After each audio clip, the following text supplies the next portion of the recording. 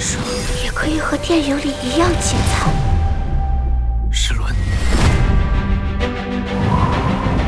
我叫石溪，你呢？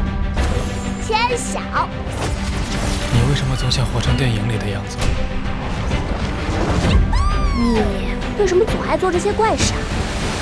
千晓，一定要平安的把石轮带回来。哎，知道了。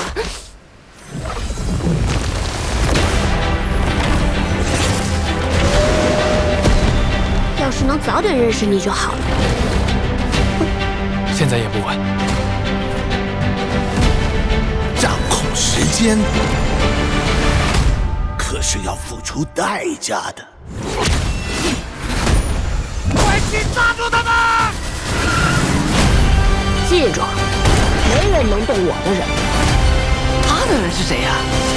我我要让时间回到10年前。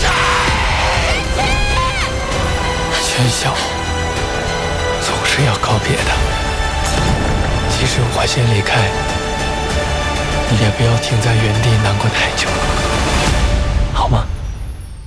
我可是追得上光的人，怎么会追不上你呢？